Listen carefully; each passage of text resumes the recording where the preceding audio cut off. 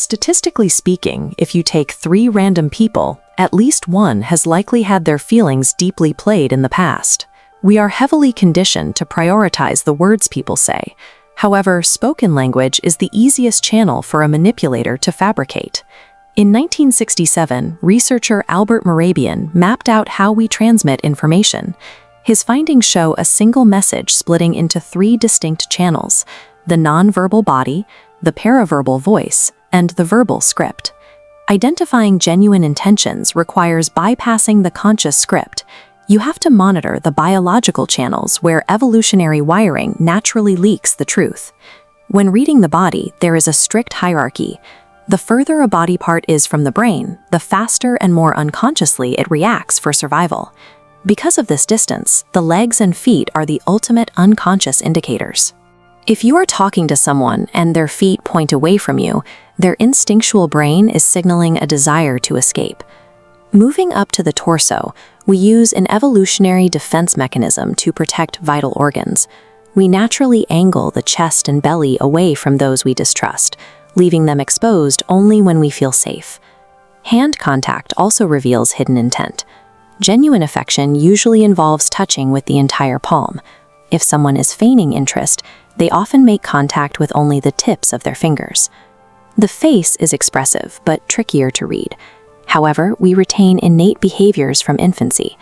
Babies respond to eyebrow flashes from their mothers, and as adults, a quick raise of the eyebrows remains a reliable signal of genuine liking. Conversely, the instinctual reaction to something repulsive is to tighten the mouth and crinkle the nose. This micro-expression of disgust still happens when we encounter someone we dislike, though it flashes across the face for only a fifth of a second. But pay close attention, because sometimes the body directly contradicts itself. If a person is nodding in agreement while their lips are tightly pursed, the tension in the mouth overrides the nod.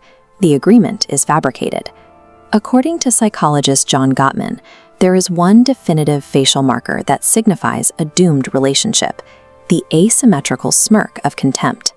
Because these physical cues are tied to baseline survival, they fire instantly, bypassing the brain's ability to censor them. Further up the hierarchy are the vocal cords. When the conscious mind works to fabricate a story, the heavy cognitive load causes the brain to lose precise control over vocal mechanics.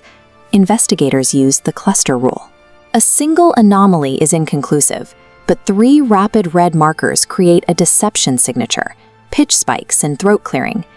Tracking emotion against audio also reveals temporal asymmetry, a measurable delay where fake angry voices rise seconds after words begin. Because a fabricated story lacks real memory, the speaker will often provide significantly shorter answers, padded with micropauses as they struggle to invent details. A manipulator can rehearse a script, but the voice betrays the immense processing power required to sustain a lie.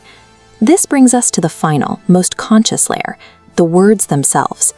Manipulators weaponize their speech to override the physical and vocal warning signs you might be picking up. The trap often starts with intense flattery.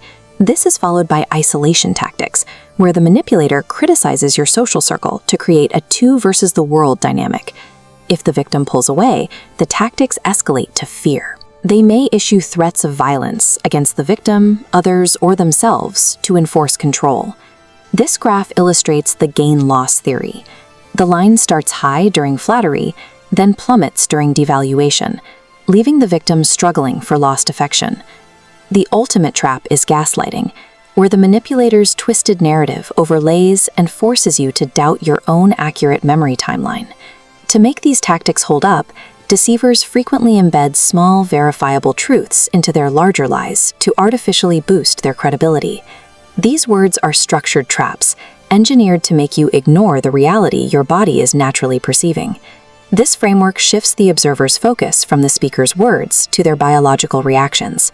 Monitoring these distinct channels simultaneously provides a comprehensive view of someone's intent. Cross-reference the instinctual pivot of the feet against the vocal clusters and the calculated traps of isolation. When these signals align, the reality of the situation becomes visible. True intention is rarely found in the script alone. It is proven by total harmony across all biological and verbal channels. But this system relies on physical presence. How does this analysis function when the body and voice are stripped away, leaving nothing but a text message on a screen?